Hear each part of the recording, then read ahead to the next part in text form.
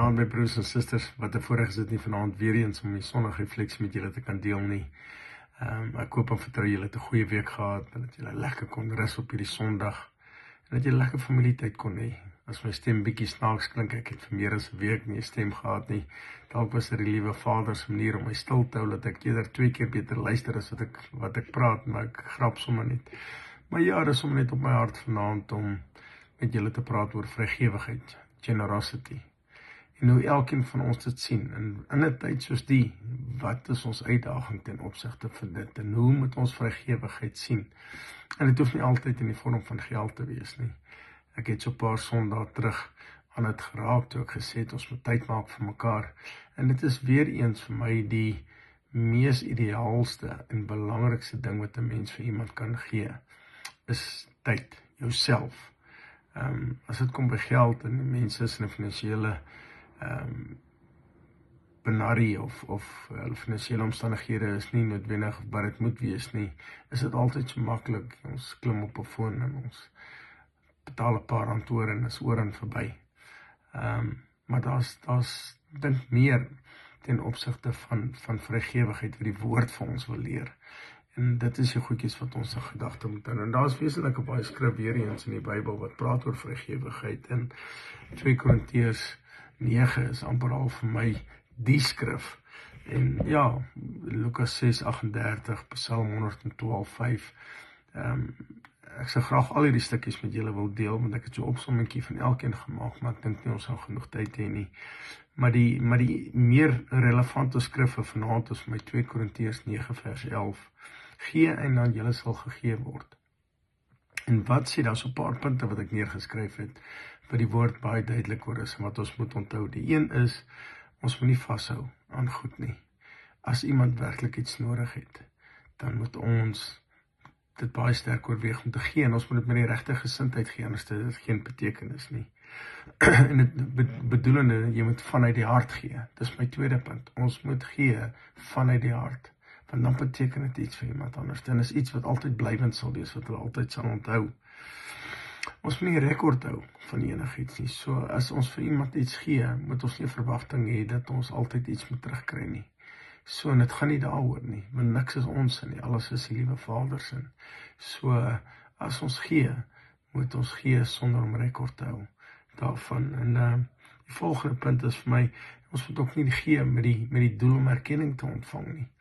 Hoekom wil ons gee om erkenning te ontvang? Ons moet gee omdat God self nie is om te gee nie. So as ons moet gee, kom ons gee met daai gesindheid en daai hart, omdat hy ons gebruik, God gebruik ons. En hy werk deur ons om 'n verskil in iemand anders se lewens te maak.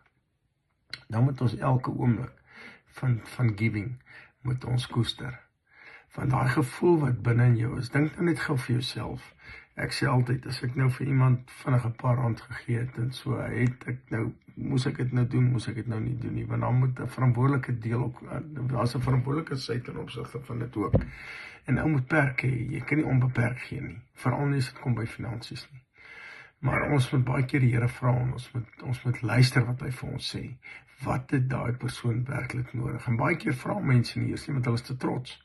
So baie keer moet ons duidelik hoor, dit wat ons moet vir daai persoon gee, is dit net van onsself is, of tyd is, of dit in gebed is, dat ons net vir hulle moet bid, of ons 'n punt daarvan moet maak om net by hulle uit te kom, dat ons net 'n bietjie gesels oor goed, want hulle gaan deur 'n moeilike tyd.